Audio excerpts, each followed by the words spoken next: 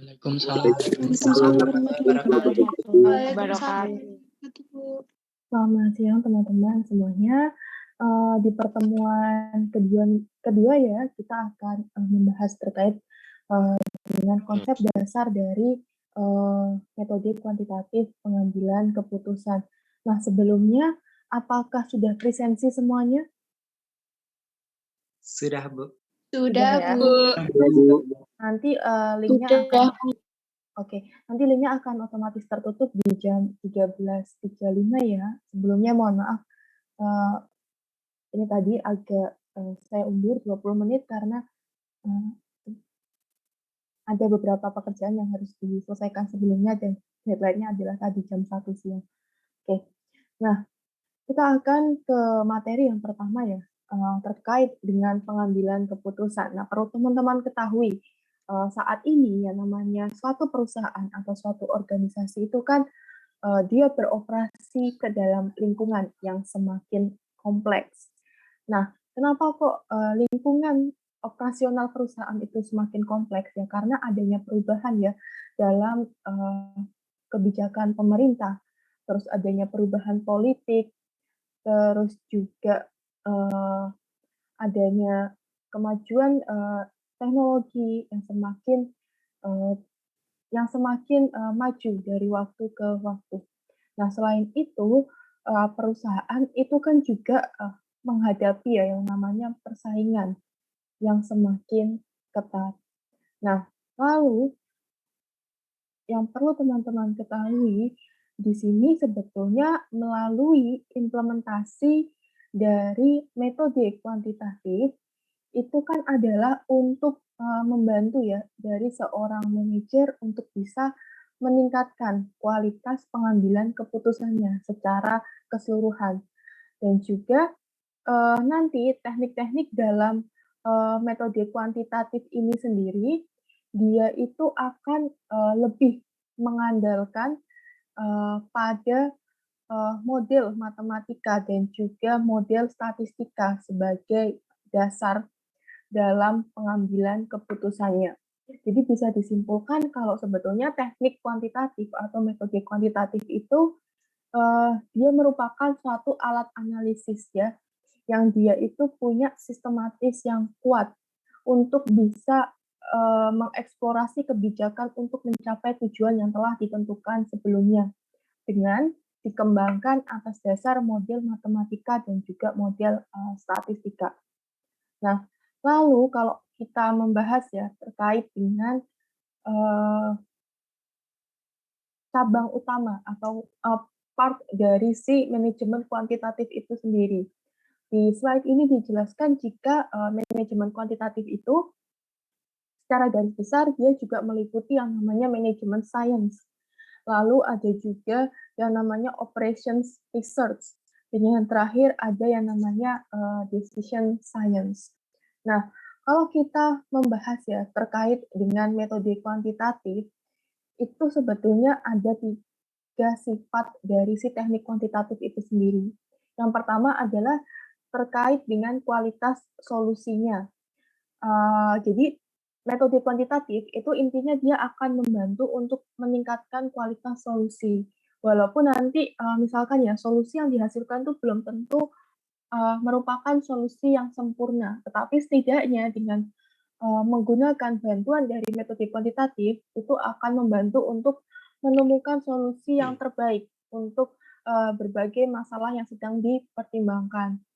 Nah, yang selanjutnya solusinya itu tentu berorientasi pada tujuan. Jadi sebetulnya nanti kalau kita bahas soal teknik kuantitatif, itu kan nanti kita juga akan membahas terkait yang namanya teori optimasi.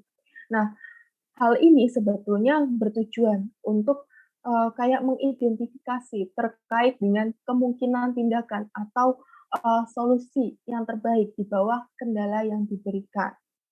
Nanti teman-teman akan belajar terkait dengan teori optimasi, kendala, terus maksimal, minimal. Ketika kalian belajar di manajemen sains ya, di bab linear programming, kan linear programming nanti kan ada banyak banget ya jenisnya, kalau nggak salah ada yang simplex, primal, dual, dan kawan-kawannya. Oke. Lalu balik lagi, metode kuantitatif itu sebetulnya juga, bertujuan ya untuk mengurangi terjadinya kompleksitas. Jadi, teknik kuantitatif dia itu akan mencoba untuk meminimalkan kompleksitas pada kegiatan operasional dari suatu perusahaan dengan cara, dia akan membantu dari si decision maker atau manager untuk, memperbaiki ya fungsi atau suatu proses yang, sulit, seperti itu.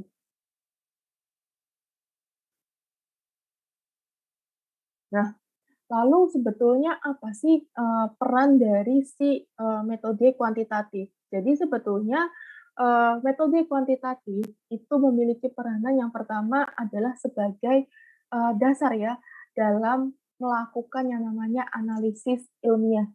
Jadi, tadi sudah saya jelaskan bahwa semakin meningkatnya kompleksitas yang dialami oleh perusahaan ketika menjalankan operasinya, makanya kan dia nggak mungkin kalau misalkan, dalam proses pembuatan keputusannya itu hanya mengandalkan yang namanya intuisi atau, hanya mengandalkan yang namanya feeling.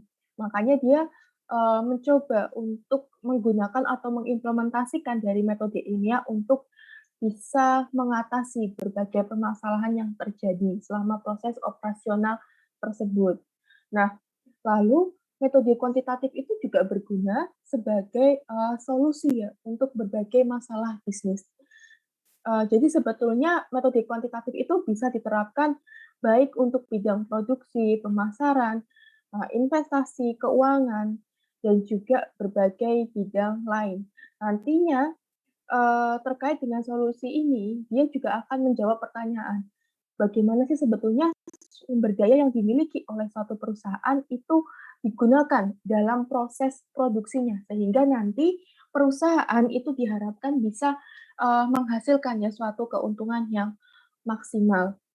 Lalu yang selanjutnya, kalau tadi dia digunakan sebagai dasar, untuk analisis, terus dia juga merupakan, solusi dari berbagai masalah bisnis. Nah, metode kuantitatif itu sebetulnya juga berguna untuk yang namanya pengalokasian sumber daya, yang optimal. Nah, nanti sebetulnya kan sumber daya itu alokasinya dikatakan optimal kalau misalkan, pada tingkat output tertentu itu diproduksi dengan biaya yang minimum, atau dia bisa menghasilkan output yang maksimum yang diproduksi dengan, biaya tertentu. Kalian akan belajar terkait dengan maksimasi, optimum, minimum di, manajemen sains ya nanti di bagian, linear programming. Nah, lalu yang selanjutnya selain untuk digunakan sebagai alokasi sumber daya yang optimal, metode kuantitatif itu juga kayak alat ya, alat untuk melakukan analisis ilmiah. Jadi nanti melalui implementasi dari metode kuantitatif itu akan, eee, membantu manajer untuk melakukan analisis dengan menggunakan berbagai, tools seperti matematika, statistik, ekonomi, terus operation research dan sebagainya.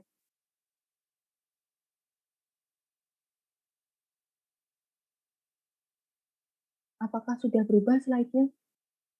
Oke.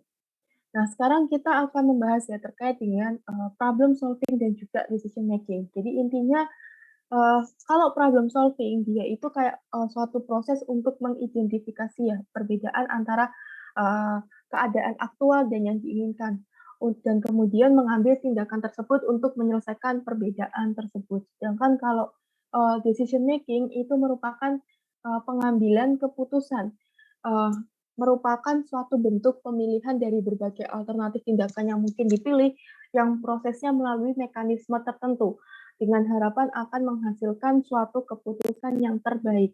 Jadi intinya, kalau di problem solving, dia itu ingin identifikasi antara keadaan yang sebenarnya dengan keadaan yang diinginkan, atau dia ingin mengidentifikasi perbedaan antara, tujuan yang ingin dicapai dengan, keadaan yang saat ini, mereka hadapi, atau keadaan yang, benar-benar terjadi, apakah sudah sesuai dengan tujuan yang diharapkan atau belum. Nah, nanti kalau misalkan ada gap ya antara keadaan yang aktual dengan yang diharapkan, kalau di investasi ada gap antara actual return dengan expected return ya.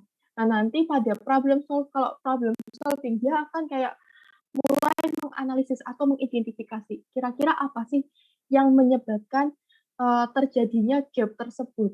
Nah, nanti dia dari hasil identifikasi tersebut dia akan mencari cara untuk menyelesaikan gap tersebut.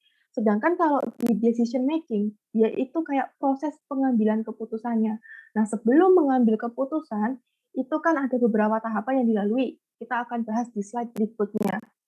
Lalu, nanti kan biasanya sebelum suatu keputusan itu diambil akan ada beberapa alternatif ya yang tersedia. Dan tentu dari masing-masing alternatif itu kan punya kelebihan dan juga kekurangannya masing-masing. Sehingga nanti perlu ada suatu proses analisis agar bisa menghasilkan suatu keputusan yang terbaik.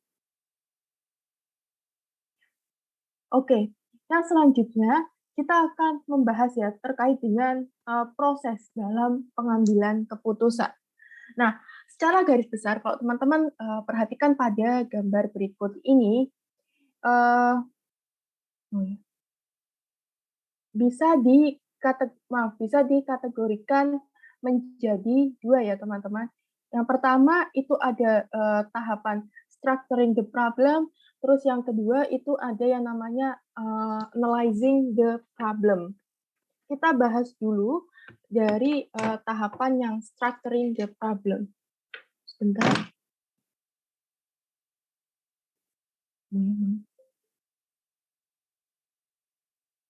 Oke, kita bahas dulu di tahapan yang structuring the problem. Nah, di tahapan ini atau di fase structuring the problem ini, itu ada 3 tahapan yang dilakukan, yaitu yang pertama adalah define the problem, terus tahapan yang selanjutnya adalah identify the alternative, dan yang selanjutnya adalah menentukan kriterianya. Nah, lalu di analyzing the problem ini, tahapan yang pertama yang dilakukan adalah nanti setelah menentukan kriteria, tahapan selanjutnya yang dilakukan adalah melakukan analisis, apakah secara kuantitatif ataukah secara kualitatif. Terus nanti yang selanjutnya adalah melakukan pembuatan keputusan dan juga nanti kita akan melakukan yang namanya evaluasi. Sekarang kita akan bahas dulu ya, yang pertama yaitu tahapan structuring the problem. Nah, di tahapan yang pertama atau langkah yang pertama itu kan ada define the problem atau mengidentifikasi masalah ya. Nah, pada tahapan ini perusahaan atau decision maker itu diharapkan dia bisa mengidentifikasi masalah yang ada pada suatu organisasi. Nah, untuk mengidentifikasi permasalahan tersebut itu bisa pakai yang namanya metode USG ya. U-nya itu adalah urgensi, S-nya seriousness, dan juga G-nya itu growth. Nah, jadi yang pertama, intinya di metode USG ini, dia seringkali digunakan oleh organisasi, baik itu perusahaan ataupun organisasi pemerintahan untuk bisa menentukan prioritas masalah yang akan diselesaikan. Oke, jadi ini define the problem, itu sebetulnya ada beberapa metode yang bisa digunakan oleh perusahaan. Nah, salah satu metodenya tadi yang sudah saya jelaskan yaitu USG. U-nya itu adalah urgency. S-nya seriousness. G-nya adalah growth. Nah, kita bahas dulu apa sih sebetulnya urgensi, seriousness, sama growth itu. Jadi kalau urgensi itu sebetulnya kayak berkaitan dengan mendesaknya waktu yang diperlukan untuk menyelesaikan suatu permasalahan. Nah, nanti biasanya kayak semakin mendesak suatu masalah untuk diselesaikan, maka ya tingkat urgensinya semakin tinggi. Sebagai contoh nih ya, kayak terjadinya pandemi COVID. Kalau misalkan ada 2 keputusan yang harus diambil oleh negara, mana yang harus didahulukan terlebih dahulu? Apakah akan rekrutmen pegawai baru ataukah penanganan COVID. Nah, kalau misalkan setelah dianalisis, oh ternyata, penanganan COVID itu lebih urgent untuk diselesaikan terlebih dahulu. Karena kita kan juga, apa ya, kita kan juga berlomba sama waktu untuk bisa menyelesaikan, pandemi ini. Karena kalau nggak segera diselesaikan nanti akan banyak sekali korban yang berjatuhan, misalkan. Nah, lalu yang selanjutnya ada yang namanya seriousness. Seriousness itu terkait dengan, dampaknya dari adanya masalah tersebut terhadap suatu organisasi. Dan nanti biasanya semakin tinggi dampak dari permasalahan tersebut terhadap organisasi, maka akan semakin tinggi pula, tingkat keseriusan dari permasalahan tersebut. Lalu yang selanjutnya itu ada yang namanya, G-nya itu ya growth. Jadi kalau growth ini dia akan kayak berkaitan dengan, pertumbuhan masalahnya. Semakin cepat berkembangnya suatu masalah, maka akan semakin tinggi pula tingkat pertumbuhannya. Nah, lalu tuh kalau teman-teman lihat di tahapan yang kedua itu kan adalah identify the alternative ya.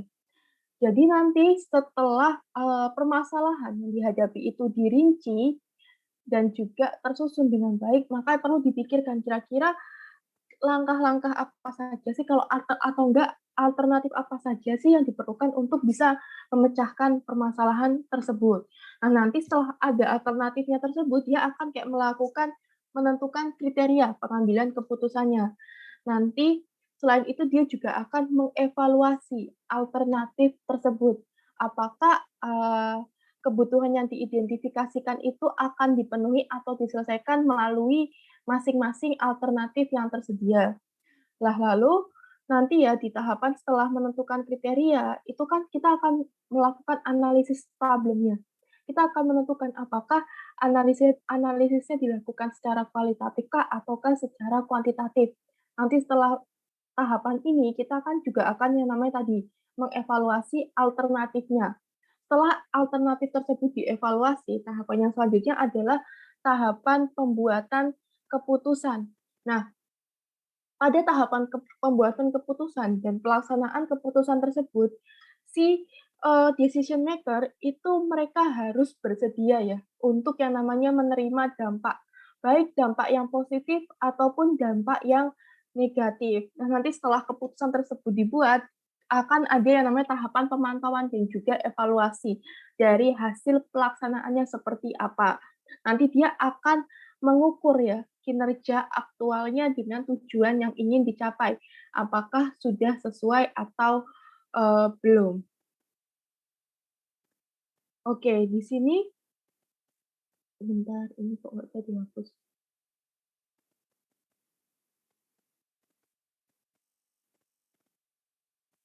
Oke. Yang selanjutnya, kita akan membahas ya, terkait dengan analisis kuantitatif dan juga analisis kualitatif. Nah, kalau teman-teman, eee, perhatikan pada tabel berikut ini, intinya kalau analisis, kualitatif, itu sebetulnya dia kayak menggambarkan perilaku atau orang secara individu dalam kelompok atau dalam organisasi. Biasanya nanti pendekatan kualitatif itu dapat digunakan kayak metode observasi, terus juga in-depth interview dan sebagainya. Nah, pada analisis kualitatif itu juga, biasanya nanti dia didasarkan kayak pada penilaian atau judgement dan juga pengalaman dari manajer, termasuk nanti juga perasaan atau intuisi dari si manajer, untuk menyelesaikan permasalahan tersebut. Sedangkan kalau misalkan analisis kuantitatif, nah analisis kuantitatif ini nanti, sebetulnya dia akan lebih menggunakan kayak pendekatan matematis dan juga, pendekatan yang lebih terstruktur. Terus dia nanti akan menggunakan yang namanya angka untuk juga angka atau data untuk membantu mendefinisikan, mendeskripsikan, menyelesaikan berbagai, permasalahan. Nah, di sini tahapan yang selanjutnya di slide yang berikutnya adalah terkait dengan, pengumpulan dari informasi. Nah, kalau analisis kualitatif itu dia bisa melakukan datanya bisa dikumpulkan dari melakukan yang namanya FGD atau Focus Group Discussions. Jadi nanti FGD ini proses pengumpulan data dan informasi yang sistematis mengenai suatu permasalahan tertentu yang sangat spesifik melalui diskusi kelompok. Jadi nanti intinya pada tahapan FGD ini dia kan ingin kayak mengekstrak ide dari sekelompok orang. Nah, nanti tahapannya dia akan kayak membuat, kelompok, dan nanti pada kelompok tersebut akan dijelaskan apa sih sebetulnya, maksud dan juga tujuan dari, diskusi tersebut, ya. Lalu yang selanjutnya, setelah dibuat kelompok, dia akan menyediakan, tempat di mana nanti para anggota kelompok itu kayak dia bisa berinteraksi, dengan anggota kelompok yang lainnya. Nah, nanti pada saat, FGD itu kan akan, diberikan waktu dan kesempatan yang cukup bagi masing-masing anggota untuk bisa menyampaikan pendapatnya seperti apa.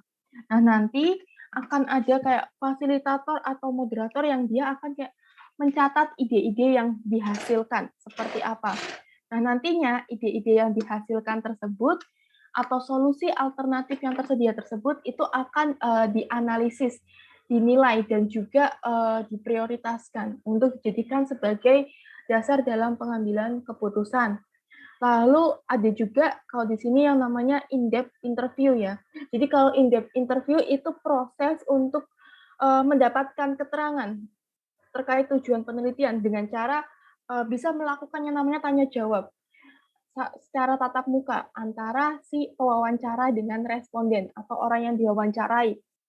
Nah, pada tahapan in-depth interview ini wawancaranya itu bisa menggunakan pedoman ya atau guiding. Nah, nanti, bisa juga tanpa menggunakan pedoman. Jadi kalau misalkan menggunakan pedoman, si pewawancara tuh sebelumnya sudah punya kayak list-list pertanyaan yang akan ditanyakan kepada si, responden. Tapi kalau misalkan, eee, tanpa pedoman, kalau tanpa pedoman tuh jadi nanti dia akan tanya satu pertanyaan kepada si, responden. Nah, pertanyaan yang selanjutnya itu nanti akan disesuaikan dengan, respon dari si respondennya seperti apa. Lalu, bisa juga ya sebetulnya, di analisis kualitatif itu data diperoleh melalui, yang namanya teknik Delphi atau metode Delphi. Kalau teknik Delphi itu dia sebetulnya tujuannya adalah untuk mengumpulkan, pandangan ya dari para ahli melalui kayak serangkaian kuesioner yang dirancang secara strategis, dan nanti juga akan kayak diselingi umpan balik baik informasi dan opini sehingga dapat menyatukan tanggapan mereka dan juga mencapai suatu konsensus, seperti itu. Nah, nanti kalau misalkan, di teknik kuantitatif, di sini data itu bisa diperoleh dari data data sekunder, misalkan kayak laporan keuangan, terus juga, metode kuantitatif itu juga bisa diperoleh melalui survei, terus atau using web traffic data, atau bisa juga pakai, Google Analytics dan sebagainya. Lalu yang selanjutnya, kapan sih sebetulnya kita akan menggunakan sebaiknya menggunakan metode kuantitatif? Yang pertama, ketika permasalahan yang dihadapi oleh suatu perusahaan itu merupakan permasalahan yang kompleks dan si manajer itu nggak bisa, menentukan solusi yang terbaik tanpa melakukan analisis kuantitatif. Lalu yang selanjutnya, problem yang dihadapi itu merupakan, permasalahan yang penting bagi suatu perusahaan. Terus problemnya itu merupakan masalah yang baru dan juga si manajer itu belum ada pengalaman sebelumnya untuk mengatasi permasalahan tersebut. Atau bisa juga problemnya itu merupakan hal yang bersifat repetitif atau sudah sering kali terjadi. Contohnya adalah yang bersifat repetitif ketika perusahaan akan menentukan kira-kira berapa banyak sih, pengadaan alat tulis untuk kebutuhan 1 tahun mendatang. Itu kan merupakan hal yang memang rutin dilakukan setiap tahunnya oleh, perusahaan. Nah, pada ana ya. Pada analisis kuantitatif di sini ya teman-teman, itu ada beberapa proses yang harus dilalui. Jadi yang pertama adalah model development, terus data preparation, model solution, dan juga report generation. Kita akan bahas dulu yang pertama terkait dengan pengembangan model atau model development. Nah, kalau teman-teman perhatikan pada slide tersebut, sebetulnya yang namanya model, model itu kan dia kayak representasi ya dari objek atau situasi yang nyata. Nah, secara garis besar, model itu bisa dikategorikan menjadi tiga. Yang pertama, itu ada yang namanya iconic model. Terus ada yang namanya analog model. Yang selanjutnya ada yang namanya mathematical model. Kita bahas satu persatu mulai dari yang iconic model. Nah, kalau iconic model atau model iconic itu kan dia kayak replika fisik atau representasi skalar dari suatu objek nyata. Nah, iconic model ini model yang tidak bertindak seperti aslinya, tetapi hanya terlihat seperti itu. Contohnya adalah peta jalan atau bagan dari suatu organisasi. Peta jalan atau roadmap itu kan biasanya dia kayak akan mengabstraksi ya dari keadaan yang ada di objek nyatanya, seperti jarak, arah, terus tujuan yang ingin dicapai dari seorang pengemudi. Kalau teman-teman perhatikan ya, kalau misalkan teman-teman lihat map, di map itu kan nanti ada jaraknya. Misal si A ingin mencapai ke kota E. Nah, sebelum dia ke kota E itu kan dijelaskan dia akan lewat kota apa aja atau lewat daerah apa aja. Terus jarak yang ditempuh itu berapa kilo. Terus habis itu selain jaraknya kira-kira berapa lama waktu yang bisa dicapai untuk mencapai kota tersebut. Terus nanti jalannya apa aja. Kayak misalkan jalan provinsi atau jalan kabupaten dan sebagainya. Sama sebetulnya peta jalan atau roadmap. Contohnya kayak roadmap penelitian ya. Nah, biasanya kalau di roadmap penelitian itu kan ada yang namanya, jadi intinya roadmap penelitian itu kan sebenarnya dia itu kayak ingin menggambarkan ya tujuan yang ingin dicapai oleh seorang peneliti. Misal ada seorang peneliti yang dia itu berfokus pada topik yang namanya uh, behavioral finance. Misal, nah di sini nanti kan seorang peneliti bisa diminta untuk membuat roadmap penelitian. Tujuannya ini.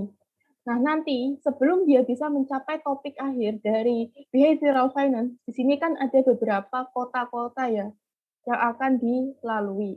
Kota-kota ini kalau di roadmap penelitian dia akan menjelaskan, oh di tahun 2021 sampai 2022 itu apa topik yang ingin dikaji. Terus di periode selanjutnya itu topik apa aja yang ingin dicapai. Sampai seterusnya, sampai nanti dia ingin kira-kira topik itu akan berhenti di tahun berapa. Nah, ini kan sebetulnya yang namanya roadmap penelitian atau peta jalan itu kan kayak objek nyatanya ya kayak apa? Maaf, itu kan seperti yang namanya peta. Ketika kalian ingin mencapai suatu tujuan, sama di sini juga ada kayak kota-kota yang dia lalui. Kalau di sini kayak ada kota-kota yang harus dia lalui sebelum mencapai tujuan akhir. Terus ada jarak. Misalkan ya untuk mencapai tujuan akhir, kira-kira berapa lama sih waktu yang harus berapa lama waktu yang harus diperlukan oleh seorang peneliti. Terus kan nanti di roadmap penelitian itu kan juga ada namanya arahnya ya, ke arah mana.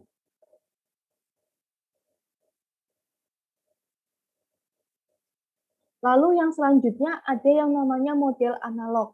Nah, kalau model analog itu dalam bentuk fisik tetapi tidak secara fisik menyerupai objek yang dimodelkan. Nah, gimana ya? Jadi gampangnya model analog itu kayak representasi fisik dari dunia nyata. Contoh eh, dari mod contoh dari model analog itu adalah kayak teman-teman tahu nggak maket. market. Kayak misalkan kayak kalian ingin membangun bangunan, terus kalian pergi ke arsitek. Nanti kan arsitek setelah selesai yang gambar desainnya seperti apa, kan teman-teman kalau misalkan pengen lihat yang lebih detail lagi, kan bisa dibuat maket atau bentuk mininya dari dari bangunan yang akan jadi tersebut. Biasanya di model analog itu ada model dari suatu objek nyata, ukurannya itu akan diperkecil seperti itu. Terus ada juga yang namanya model matematika. Jadi kalau model matematika itu sebetulnya mewakili kayak masalah dunia nyata melalui sistem rumus matematika, dan juga nanti dia akan menggunakan bantuan kayak forecasting, terus juga alat analisis statistik dan sebagainya. Nah, lalu di sini sebetulnya apa sih manfaat dari penggunaan model?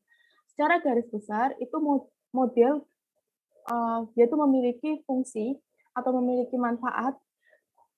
Yang pertama adalah membutuhkan lebih sedikit waktu, terus juga lebih murah, melibatkan lebih sedikit resiko. Contohnya adalah kayak misalkan ya, tadi, kalau misalkan, seorang klien dia ingin melihat gimana sih sebetulnya gambaran nyatanya dari desain bangunan yang akan dibangun. Kalau misalkan dia harus nunggu sampai bangunan itu jadi, kan tentu butuh waktu yang sedikit butuh waktu yang lebih lama. Dan juga kan biaya yang dibutuhkan untuk sampai menghasilkan bangunan jadinya itu kan juga lebih mahal. Makanya dengan menggunakan bantuan model, contohnya adalah menggunakan maket itu tadi, kan pembuatan maket cenderung butuh waktu yang lebih sedikit. Terus dia juga lebih murah ya, kalau misalkan dibandingkan kalau dia harus membangun bangunan yang aslinya. Nah, perlu teman-teman ketahui juga, semakin dekat suatu model dalam merepresentasikan situasi nyata, maka semakin akurat kesimpulan dan juga prediksinya.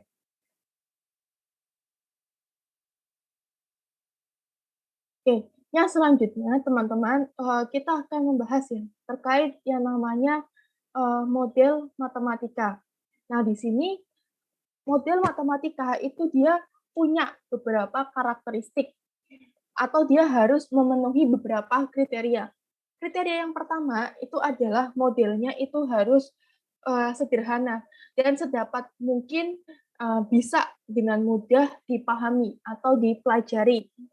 Terus yang selanjutnya adalah modelnya itu tentu harus masuk akal. Model itu juga diharapkan bersifat adaptif. Dalam artian, model tersebut itu dia bisa diubah seiring dengan berkembangnya informasi yang terbaru.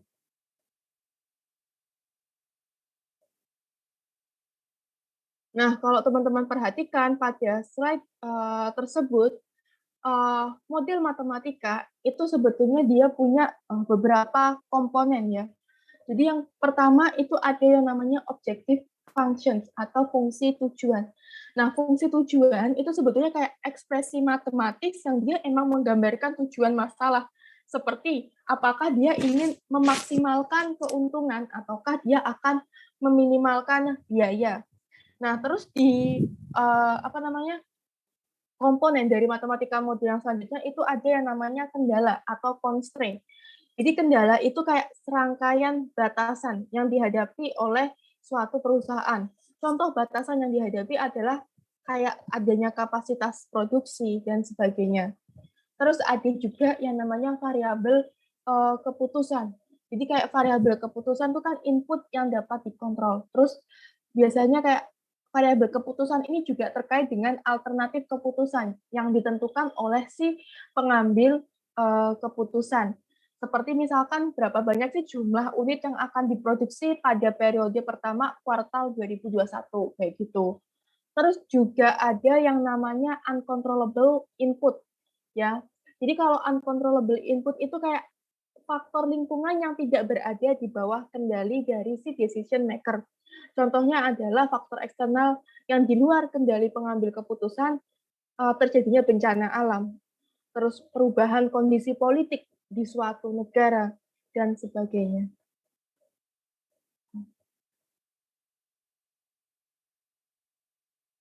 Oke.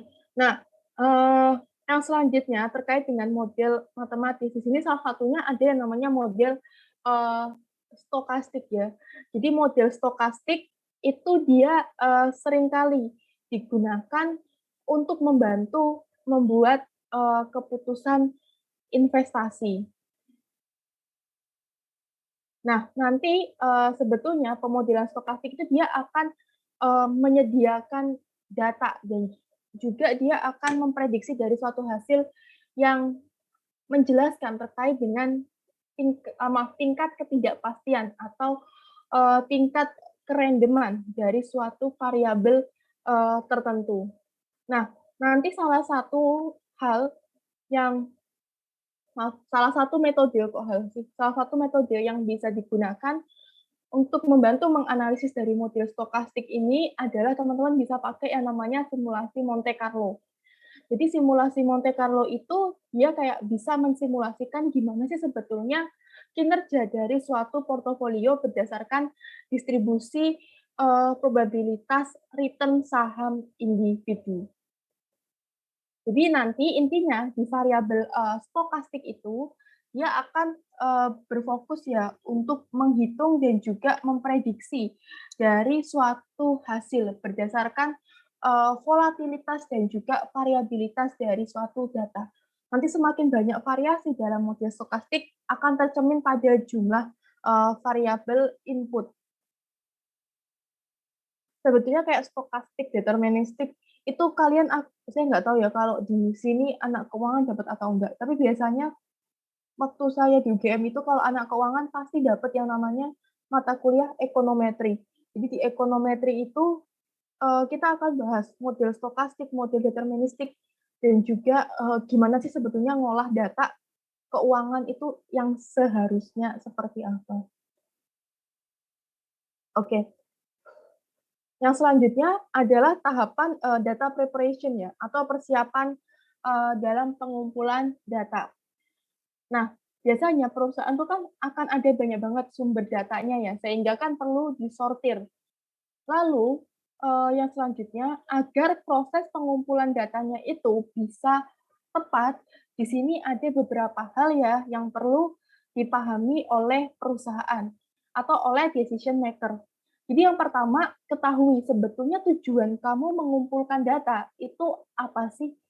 Jadi jadi nanti sebelum memulai proses pengumpulan data, si decision maker itu harus mulai untuk mengidentifikasi kayak pertanyaan apa saja sih sebetulnya yang ingin dijawab. Nah, nanti dengan melakukan identifikasi dari permasalahan yang ingin diselesaikan atau pertanyaan yang ingin dijawab tersebut, kan dia bisa menentukan, oh kira-kira data yang diperlukan itu A, B, C. Sehingga harapannya dalam proses pengumpulan data tersebut itu bisa menghindari terjadinya yang namanya pemborosan sumber daya. Nah, setelah identifikasi tujuan dari pengumpulan data atau identifikasi masalah ya, tahapan yang selanjutnya yang bisa dilakukan oleh suatu perusahaan itu adalah dia mengidentifikasi sumber datanya. Jadi nanti dia akan, menentukan kira-kira datanya yang diperlukan itu adalah data dari internal atau data dari eksternal perusahaan mereka. Kalau misalkan data internal, contohnya adalah kayak laporan keuangan, terus juga laporan penjualan dan sebagainya. Kalau misalkan data eksternal yang diperlukan tuh contohnya adalah data dari, data dari BPS atau misalkan data dari analisis yang dilakukan oleh Osiris, Bloomberg, dan sebagainya. Nah, nanti setelah, melakukan tahapan setelah melakukan, tahapan mengidentifikasi dari sumber data, tahapan selanjutnya yang bisa dilakukan oleh perusahaan itu adalah melakukan analisis, statistik ya. Jadi setelah datanya nanti itu terkumpul, dia kan akan, apa namanya, melakukan tabulasi ya. Setelah datanya ditabulasi, lalu, diolah dengan menggunakan bantuan beberapa software, bisa pakai SPSS, kalau anak keuangan itu bisa pakai yang namanya Ifuse atau Stata, atau bisa juga pakai SAM, PLS, dan sebagainya. Nah, nanti hasil dari analisis data tersebut itu kan akan menghasilkan suatu informasi yang nantinya diharapkan bisa dijadikan sebagai dasar ya dalam suatu pengambilan keputusan. Nah, di sini pada model solution ada beberapa software ya yang memang bisa digunakan untuk membantu dalam menyelesaikan model matematis. Bisa pakai Excel, manajemen scientist, Lingo, atau kemarin teman-teman di manajemen operasi pasti sudah ya diajarkan gimana sih sebetulnya cara untuk menggunakan software form dan sebagainya. Nah, nanti setelah tahapan analisis selesai kan kita perlu membuat yang namanya laporan ya. Nah, laporan tersebut itu diharapkan bisa dengan mudah dipahami oleh decision maker atau si pembuat keputusan. Nah, pada suatu laporan tersebut setidaknya itu berisi yang pertama rekomendasi keputusannya itu seperti apa. Terus yang kedua adalah terkait dengan beberapa informasi yang terkait. Contohnya adalah data apa saja yang digunakan untuk melakukan analisis tersebut, asumsi yang digunakan itu seperti apa dan sebagainya. Atau apa sih sebetulnya kelebihan ketika kita menggunakan model analisis seperti itu. Contohnya ya, ketika kalian invest uang kalian di saham, terus kalian itu konsultasi ke seorang manajer investasi. Bu, kira-kira saham saya ini baiknya dijual ataukah ditahan aja. Nah, sebelum si manajer investasi ini dia memberikan rekomendasi, tentu kan dia akan kayak melakukan analisis ya dari portofolio saham Anda. Nah, nanti ketika dia bisa memberikan rekomendasi, oh misalkan Bapak ini laporannya ternyata saham Bapak itu baiknya dijual saja. Nah, nanti di laporan tersebut itu dijelaskan dia dalam melakukan analisis tersebut itu pakai model apa. Misalkan dia pakai model DCF, discounted cash flow. Nah, nanti dijelaskan juga di model DCF ini kelebihannya apa sih sebetulnya kalau dibandingkan dengan metode valuasi saham lainnya.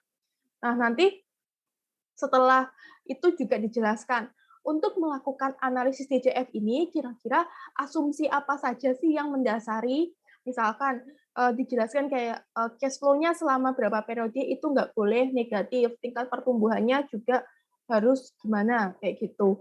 Nah, terus nanti dijelaskan juga data yang digunakan untuk melakukan analisis itu apa aja. Contohnya kalau DCF kan berarti dia butuh data cash flow. Terus nanti juga dijelaskan untuk menganalisis tingkat pertumbuhannya saya butuh data historis dari harga saham tersebut dan sebagainya. Contohnya kayak gitu. Oke, ini bisa nggak ya? Yang selanjutnya kita akan membahas ya terkait dengan model of cost, revenue, dan profit. Nah, di sini teman-teman ada fixed cost, variable cost. Teman-teman, saya yakin sudah belajar itu ya di mata kuliah fixed cost, variable, manajemen biaya. Nah, kalau marginal cost itu intinya adanya peningkatan cost atau biaya per unit yang biasanya juga dipengaruhi adanya perubahan dari volumenya. Sebetulnya di marginal cost itu dia kan turunan pertama dari fungsi cost. Atau ada juga yang nulis marginal cost itu turunan pertama dari total cost. Nah, misalkan ya kita kasih contoh. Di sini ada fungsi biaya ditunjukkan oleh persamaan 3x kuadrat plus 1.500. Berapa marginal cost-nya? Maka tadi kan marginal cost adalah turunan pertama dari fungsi cost. Berarti kan turunan pertamanya adalah 6x. Kayak gitu.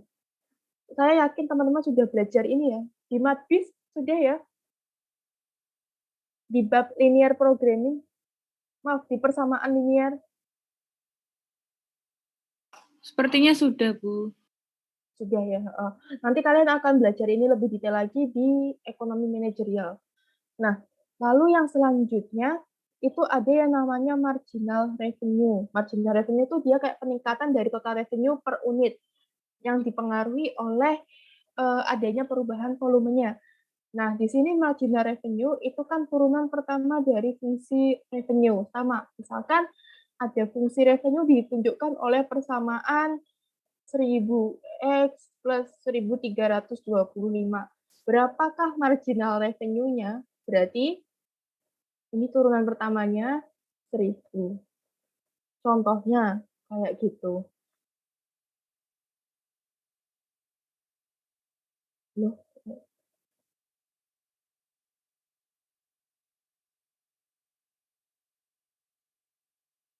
oke. Hmm, kayak gini. Oke. Ini saya jelaskan ya, kenapa kok bisa sampai 1000. Jadi gini, pada analisis break even itu kan sebetulnya profitnya itu nanti akan disamakan dengan 0 untuk mendapatkan break even point-nya. Kalau di sini kan ketemu 1000 unit ya, nanti akan dijelaskan dari mana sih sebetulnya 1000 unit ini. Nah, profit itu kan sebetulnya adalah pengurangan antara si revenue dikurangi dengan cost-nya, ya kan? Misal ya kalau di soal ini, itu fungsi revenue ditunjukkan oleh persamaan 5x. Lalu, untuk fungsi total cost itu, ditunjukkan oleh persamaan 3000 plus 2x. Maka kalau kita mau cari profitnya, ya gampang, revenue dikurangi dengan, cost-nya. Berarti 5x dikurangi dengan kurang ya, 3000 plus 2x sama dengan 0. Kita kelompokkan yang sejenis, berarti 5x sama 2x. Berarti ini kan ketemunya 3x sama dengan 3000. Ini kok 30?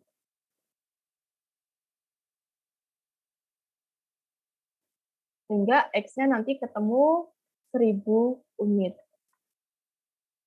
Contohnya kayak gini. Paham ya? Ada yang masih bingung?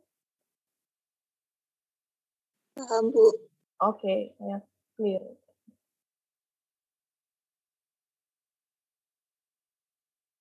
Enggak bisa. Oke, nah yang selanjutnya adalah terkait dengan gaya pengambilan keputusan. Jadi gaya pengambilan keputusan itu kayak bagaimana seseorang itu menginterpretasi, merespon, dan juga cara seseorang bereaksi terhadap situasi yang sedang dihadapinya. Secara garis besar, gaya pengambilan keputusan itu bisa dikategorikan jadi 4 ya. Itu ada yang pertama gaya pengambilan keputusan rasional. Jadi kalau gaya pengambilan keputusan rasional itu ditandai dengan strategi yang sistematis dan juga berencana dengan orientasi masa depan yang jelas. Nanti seorang decision maker atau pengambil keputusan dia itu diasumsikan bersifat rasional ketika dia uh, dia itu melihat asumsi bahwa pengambil keputusannya rasional itu dia dalam proses pengambilan keputusannya akan didasarkan pada informasi yang lengkap dan juga menggunakan metode yang ilmiah. Lalu kalau intuisi, gaya pengambilan keputusan intuisi itu gambarnya kayak suatu proses tak sadar yang diciptakan dari dalam diri pengambil keputusan. Bisa jadi si pengambil keputusannya itu memang sudah punya pengalaman yang lama atau dia sudah berkecimpung lama di suatu bidang sehingga misalkan ya dia mengalami suatu problematika yang sejenis, dia akan kayak mengandalkan intuisinya seperti itu. Jadi intinya di pengambilan keputusan intuisif ini kalau di rasional tadi dia kan pakai logika, dia pakai alat analisis, dia pakai data atau informasi yang lengkap.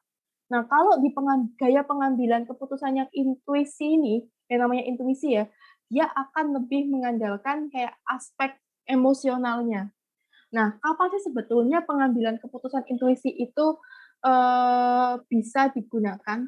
Nah, di salah satu judul dijelaskan jika intuisi itu akan penting ketika ada keadaan berikut. Yang pertama adalah adanya ketidakpastian yang sangat tinggi.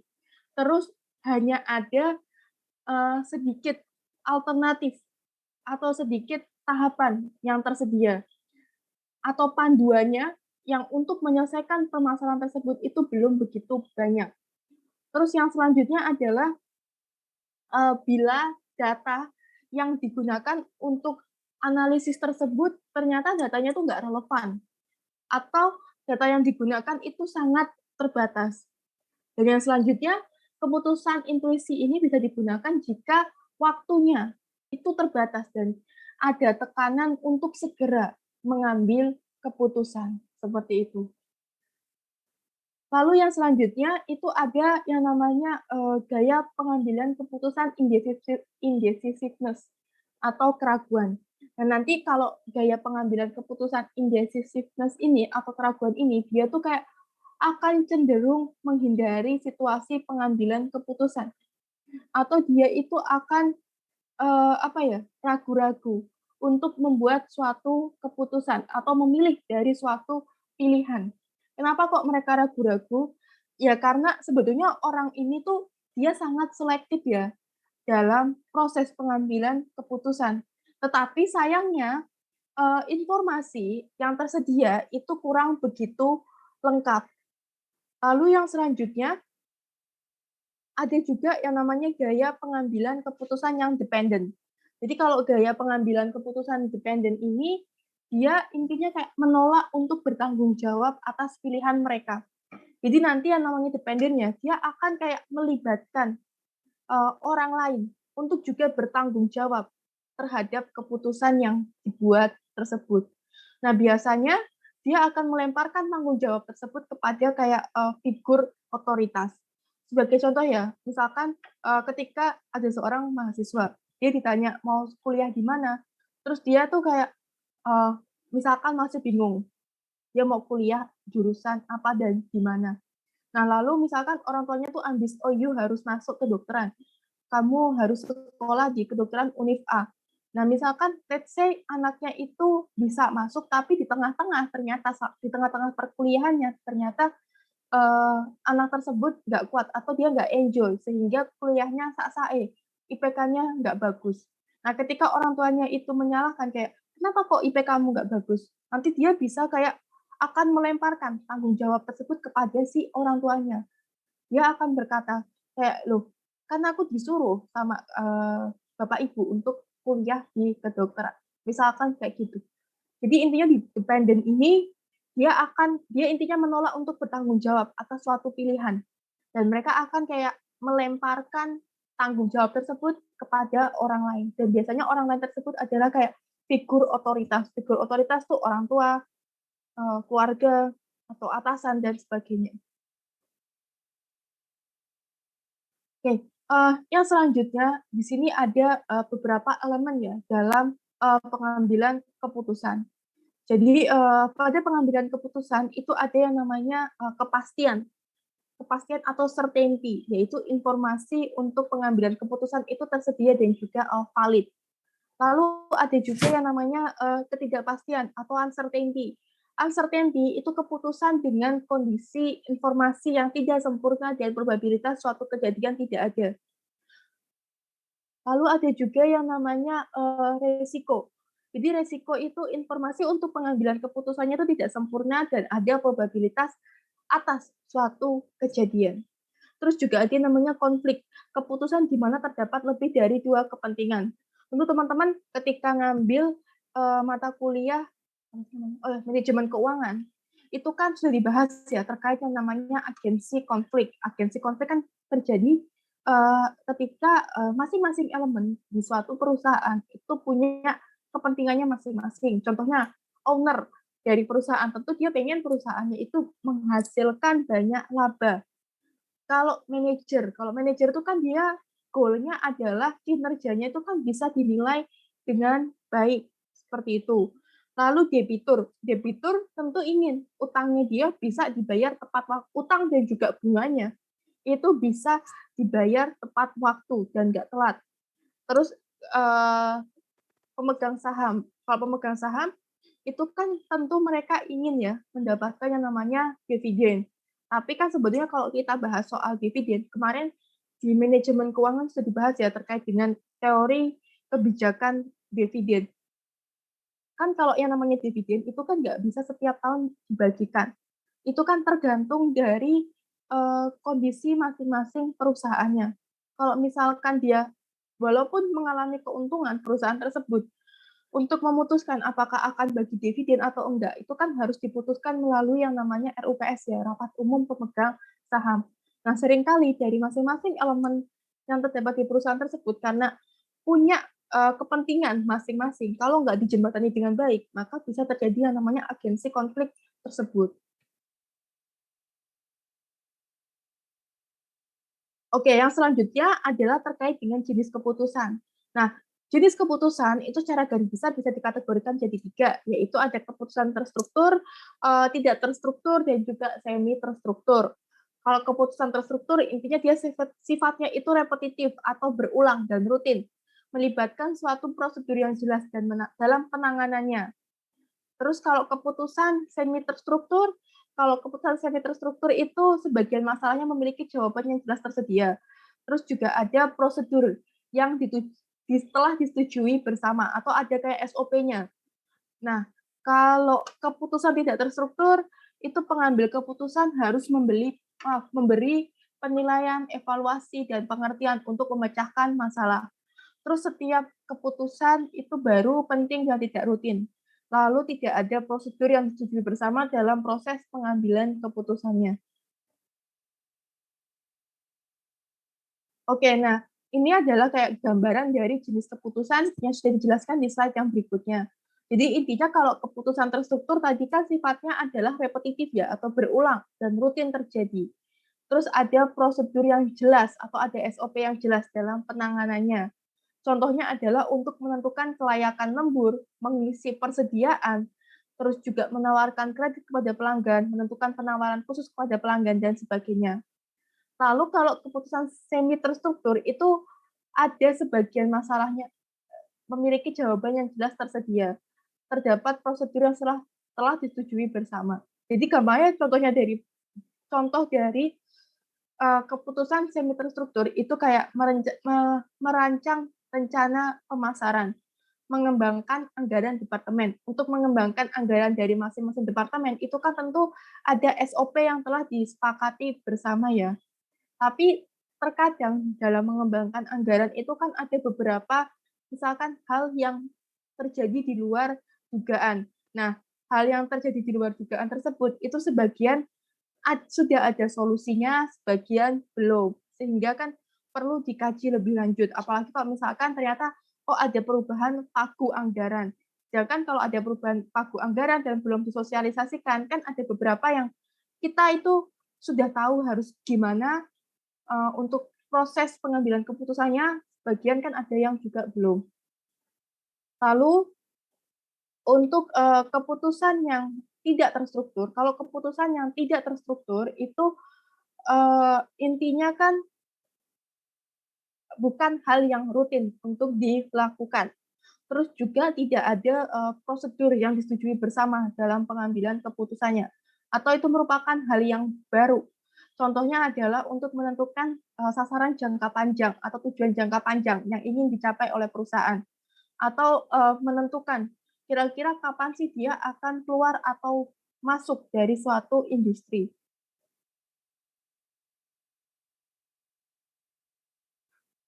Nah, selanjutnya di sini ada beberapa aktivitas ya dalam proses pengambilan keputusan. Jadi yang pertama itu ada yang namanya intelligence. Intelligence itu pengumpulan informasi untuk mengidentifikasi permasalahan yang terjadi. Terus desain. Kalau desain itu tahap perancangan solusi dalam bentuk alternatif-alternatif pemecahan masalah.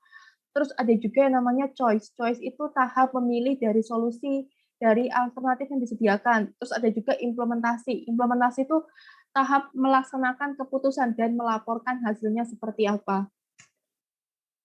Di sini ada sistem pengambilan keputusan. Jadi kalau sistem pengambilan keputusan tertutup, dia akan menganggap bahwa keputusan dipisah dari masukan yang tidak diketahui dari lingkungan. Nanti si decision maker akan diasumsikan dia tuh kayak tahu semua perangkat alternatif atau dia tuh kayak tahu akibat dari masing-masing alternatif tersebut. Terus ada juga metode yang memungkinkan dia membuat suatu urutan kepentingan semua alternatif. memilih alternatif yang memaksimalkan sesuatu, misalkan memaksimalkan laba, volume penjualan, dan sebagainya. Lalu yang selanjutnya, untuk sistem pengambilan keputusan terbuka, dia akan memandang bahwa keputusan itu sebagian berada di suatu lingkungan yang rumit dan tidak diketahui. Nanti biasanya keputusannya itu akan dipengaruhi oleh lingkungan. Dan di sini model keputusannya itu menganggap bahwa si decision maker itu nggak mengetahui semua alternatif dan semua hasil. Terus melakukan pencarian secara terbatas untuk menemukan beberapa alternatif yang memuaskan. Mengambil suatu keputusan yang memuaskan pada sampai di tingkat aspirasi tertentu. Oke, yang selanjutnya adalah terkait dengan behavioral decision model. Di sini ada beberapa hal ya yang terkait dengan pengambilan keputusan. Jadi yang pertama ada yang namanya bounded rationality. Jadi bounded rationality itu yang namanya manusia, itu kan dia ada keterbatasan atau mengalami keterbatasan setiap harinya. Contohnya adalah keterbatasan waktu, terus juga keterbatasan informasi yang akan digunakan sebagai dasar dalam pengambilan keputusan, keputusan sumber daya, atau keterbatasan terkait dengan kapasitas pikir mereka. Jadi hal tersebut dengan adanya yang namanya bounded rationality ini seringkali dalam pembuatan keputusan itu terjadi yang namanya bias seperti itu. Nanti sebetulnya akan banyak banget dibahas di materi behavioral finance ya, terkait dengan bias-bias apa saja sih yang dialami oleh seorang investor. Contohnya ada yang namanya heuristic bias, terus juga information availability, terus juga ada yang namanya overconfidence dan sebagainya. Terus ada juga yang namanya satisficing. Jadi kalau satisficing itu si decision maker itu akan terus mencari suatu informasi sampai di tingkat di mana dia kayak ngerasa puas dan cukup. Walaupun informasi tersebut itu bukannya informasi yang sempurna, tidak harus sempurna, tetapi kalau si decision maker itu ngerasa, oh oke, udah cukup, ya udah stop. Lalu yang selanjutnya ada yang namanya intuisi. Nah, kalau intuisi itu analisis yang tidak disadari dan berdasarkan pengalaman masa lalu. Lalu ada juga yang namanya eskalasi komitmen. Jadi eskalasi komitmen itu kayak tendensi atau kecenderungan dari seorang pengambil keputusan untuk terus melanjutkan suatu proyek atau suatu investasi. Meskipun proyek atau investasi tersebut itu mengindikasikan adanya kegagalan. Nah, terkait dengan eskalasi komitmen ini sendiri, itu sebetulnya nggak hanya berlaku di dunia project saja, juga bisa berlaku di dunia nyata. Misalkan kayak kalian pacaran udah bertahun-tahun, hubungannya toksik, itu kan harusnya kalian beralih ke hubungan yang lain, bukan malah terus melanjutkan hubungan tersebut. Nah, sebetulnya eskalasi komitmen ini kan dipengaruhi oleh beberapa hal. Pertama adalah terkait dengan preferensi resiko. Yang namanya preferensi resiko dari seorang individu itu kan ada yang high risk, ada yang risk seeker, ada juga yang risk averse. Kalau risk seeker dia kan berarti apa ya? Dia tuh berani untuk mengambil suatu resiko. Kalau risk averse dia kan cenderung untuk menghindari yang namanya resiko. Lalu selain faktor preferensi resiko itu juga bisa dipengaruhi oleh yang namanya faktor tanggung jawab pribadi. Di salah satu penelitian itu dijelaskan bahwa apabila seorang individu atau seorang manajer itu dia merasa sangat bertanggung jawab terhadap suatu proyek, maka dia cenderung akan enggan untuk beralih ke proyek yang lain apabila proyek tersebut gagal. Nah, hal tersebut kenapa dia enggan? Ya karena dia nggak pengen, dirasa dia itu nggak mampu oleh rekan sejawatnya dan beberapa alasan lainnya.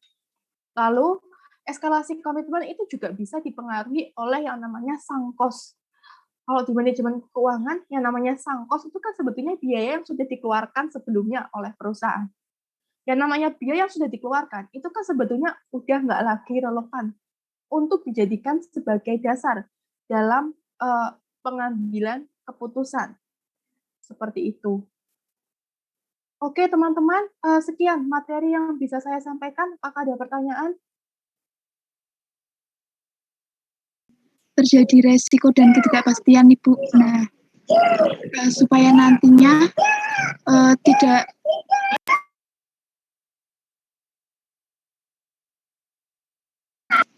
maaf Bu, Ya, nggak apa-apa. jadi gimana caranya supaya nantinya dapat mendapatkan informasi yang sempurna gitu? Maksudnya gimana? Ada resiko. Jadi kan ya kalau pengambilan keputusan kan pasti ada resiko sama ketidakpastian. Bagaimana cara menyikapi resiko tersebut supaya dalam mendapatkan informasinya? Jadi intinya gimana caranya bisa meminimalisir yang namanya resiko ya dalam pengambilan keputusan. Iya, Bu. Oke, nah untuk meminimalisir terjadinya resiko tersebut dalam pengambilan keputusan adalah ya tadi kita mulai dulu dari tahapan identifikasi problemnya. Itu kita harus bisa mengidentifikasi kira-kira apa sih sebetulnya yang benar-benar ingin dicapai oleh suatu decision maker atau oleh suatu perusahaan. Nah, nanti itu kan ada beberapa alternatif ya. Tahapan yang selanjutnya kan adalah pemilihan alternatif. Nah, nanti dalam pemilihan alternatifnya itu kan akan dianalisis secara lebih lanjut. Nah, nanti dalam tahapan analisis alternatif tersebut, dia kan akan kayak membandingkan ya, kira-kira dari satu alternatif ke alternatif lain itu kelebihan dan kekurangannya itu apa. Jadi intinya dia akan membandingkan semua solusinya dengan melihat semua aspek kinerjanya itu seperti apa. Dan nanti akan berusaha untuk bisa menemukan solusi yang paling sesuai dengan tujuan dari si pembuat keputusan. Nah, nanti pada saat tahapan pelaksanaan keputusannya, sebelum sampai tahap pelaksanaan keputusannya ya, pada saat tahapan analisis tersebut, tentu dalam pemilihan modelnya itu kan sudah ada beberapa asumsi yang digunakan. Selain menggunakan asumsi, untuk meminimalisir resikonya, dia kan juga akan melihat data. Selain dia melihat data, dia juga setiap perusahaan itu kan tentu ada kayak konsultannya yang memang sudah lama berkecimpung pada suatu bidang tertentu. Nah, nanti dari si konsultan-konsultan tersebut tadi ya, seperti di teknik metode Delphi itu kan pada metode Delphi tersebut para konsultan tersebut kan dia akan kayak saling bertukar pikiran sampai nantinya mencapai suatu konsensus atau suatu kesepakatan. Nah, nanti setelah dianalisis akan dipilih tuh satu alternatif yang tersedia. Nah, nanti keputusan tersebut itu akan dilaksanakan. Nah, apabila terjadi keputusan yang sudah dilaksanakan tersebut atau alternatif yang dipilih tersebut tidak sesuai dengan harapan, tentu kan si perusahaan itu sudah punya yang namanya backup plan-nya. Jadi nanti dia akan memeriksa apakah solusi yang diusulkan sebelum dia itu menjalankan backup plan-nya, dia kan akan melihat dulu apakah solusi yang diusulkan itu emang benar-benar sesuai untuk mencapai tujuan yang ingin dicapai tersebut.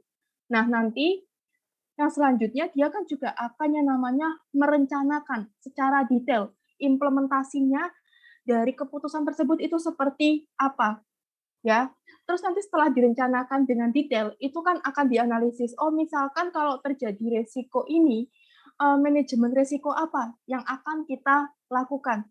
Nanti sebetulnya kita akan bahas ya terkait dengan manajemen resiko di pertemuan minggu ke-15, kalau nggak salah, 14 atau 15, nanti dicek lagi di RTS. Terus nanti dia juga akan setelah menetapkan rencana detail implementasi itu kan nanti ada prosesnya, SOP-nya seperti apa. Nanti kalau misalkan SOP-nya itu nggak berjalan sesuai rencana, apa yang harus dilakukan atau manajemen resiko apa yang harus kita lakukan, seperti itu. Terus nanti dia juga akan tahapan yang terakhir memantau kinerja aktualnya, seperti apa. Apakah sudah sesuai dengan yang mereka harapkan atau belum. Kurang lebih seperti itu. Baik, Bu. Terima kasih. Oke. Lalu ini ada DLPL. itu dia Elviananda. Sorry.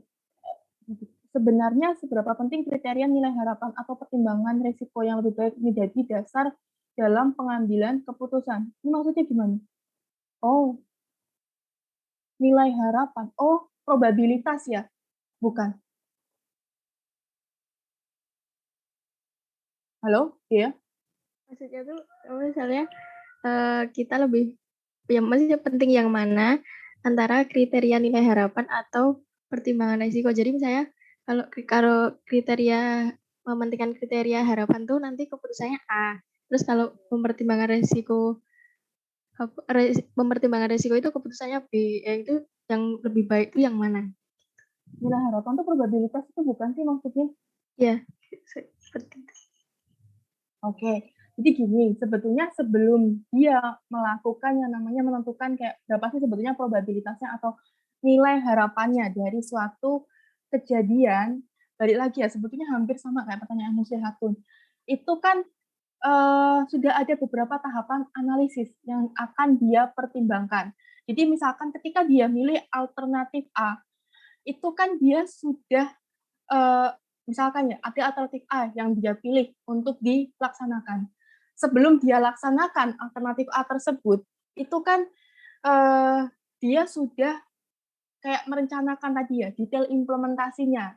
Di rencana detail implementasi tersebut, itu kan tentu juga akan dianalisis kira-kira resikonya yang akan dihadapi itu apa saja. Nah, nanti kalau terkait dengan resiko, pada tahapan analisis resiko tersebut, itu kan perusahaan atau si decision maker selanjutnya kan akan melihat kalau misalkan terjadi resiko apa, berarti manajemen resikonya itu akan seperti apa. Oh, misalkan kayak misal terjadi yang namanya kebakaran di perusahaan kita ketika kita menjalankan suatu proyek tersebut atau di proyek tersebut itu terjadi kecelakaan kerja. Apa yang harus kita lakukan? Atau ketika kita melaksanakan suatu proyek, oh resikonya A, B, C, D, E. Nah, nanti kan pada tahapan rencana detail implementasi tersebut, dia akan menentukan kalau terjadi resiko A, kita harus ngapain. Misalkan kayak kecelakaan kerja tadi. Kalau itu kan dia bisa kayak pakai asuransi untuk mengcover, misalkan resiko dari kecelakaan kerja, seperti itu. Baik, Bu. Sudah jelas. Terima kasih. Lainnya? Saya izin bertanya, Bu. Sultan ya? Riza, Bu. Oh, Riza, sorry. Bukan, Bu. Suaranya kayak Sultan. Mirip. Mau tanya soal yang gaya pengambilan keputusan, Bu. Ha. Itu apakah profesi atau posisi jabatan seseorang mempengaruhi gaya pengambilan keputusan yang digunakan? Lalu, apakah gaya pengambilan keputusan mempengaruhi jenis keputusan yang diambil? Oke, apakah posisi itu mempengaruhi suatu keputusan? Posisi dari seorang di suatu di suatu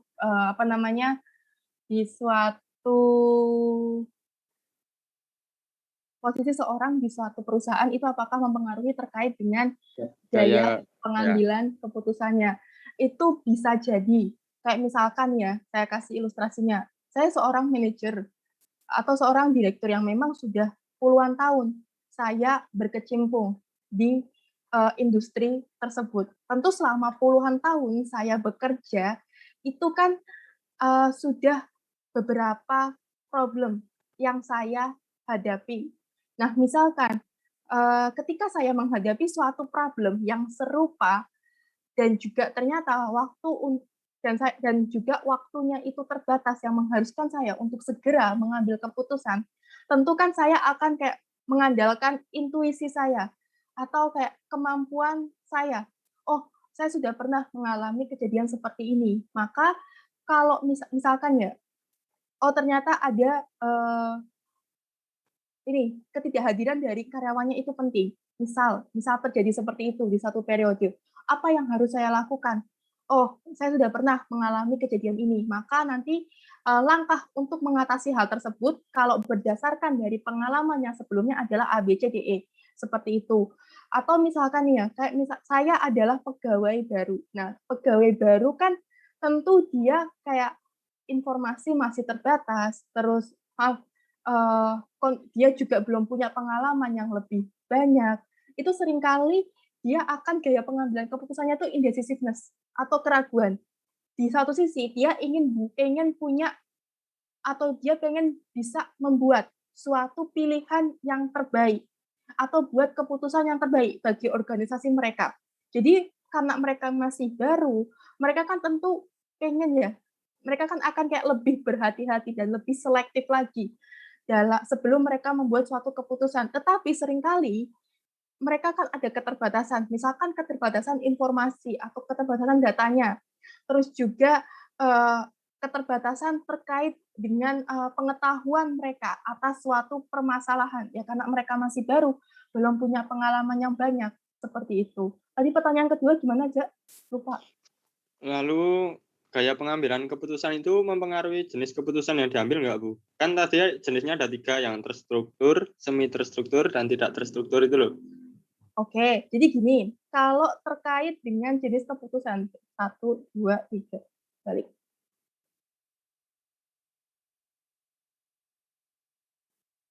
Ini apakah ada pengaruh dengan ini? Bentar. Ini kan terkait dengan jenis keputusannya, ya kan? Ya. Nah, sebetulnya kalau kita dikatakan ada hubungan sih.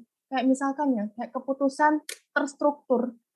Kalau keputusan terstruktur itu kan dia sudah ada kayak SOP yang jelas ya. Kayak misalkan mengisi persediaan, terus juga menentukan kelayakan lembur, terus menentukan penawaran khusus dan sebagainya. Itu kan dia sebetulnya keputusan yang sering terjadi. Nah, karena ini keputusannya itu sifatnya berulang, itu bisa jadi seorang individu bisa pakai gaya pengambilan intuisi karena sudah sering ya mengalami hal tersebut, dia pakai intuisinya. Tapi bisa juga dia menggunakan gaya pengambilan keputusan yang rasional. Misalkan kalau pakai intuisi saya kok kayaknya kurang yakin, makanya saya pengen deh coba analisis secara kuantitatif untuk bisa kayak lebih yakin. Dia akan pakai logikanya, analisis statistik, analisis menggunakan permodelan matematika untuk bisa kayak menguatkan intuisi tersebut. Kayak gitu contohnya aja. Oh ya, baik, makasih, Bu. Oke, ada lagi? Oke, cukup? Oke. Nah, kalau sudah tidak ada pertanyaan, kita akan bertemu lagi minggu depan ya. Minggu depan tuh kita sudah masuk hitungan. Minggu depan sampai UTS nanti, UTS UAS, itu kita akan hitungan ya. Nanti nggak usah khawatir kalau misalkan kalian ketinggalan, silahkan Zoom saya nanti di-record ya ketika sudah materi hitungan. Nanti tapi saya minta tolong salah satu mahasiswa buat jadi co-host ya, buat ngebantu nge-record dan sebagainya, dan juga ngebantu buat share recordingnya seperti apa. Minggu depan kita akan bahas soal probabilitas. Tenang aja, gampang banget materinya. Kalian sudah belajar itu ketika SMA dan juga di statistik sudah dibahas ya, probabilitas, discrete, binomial, Poisson. Sudah, Bu, sepertinya. Sudah sepertinya, iya. Seharusnya sudah distribusi binomial, discrete, Poisson, dan kawan-kawannya. Nggak usah khawatir, itu gampang banget untuk hitungannya. Saya yakin dijelaskan sekali, kalian udah akan paham. Lalu untuk minggu depan, kayaknya nggak usah ada tugas aja ya. Nanti kita latihan soal aja bareng di Zoom. Nanti kalaupun ada hal yang belum kalian pahami bisa langsung ditanyakan. Kalau misalkan malu bisa nanti lewat private chat seperti itu. Oke,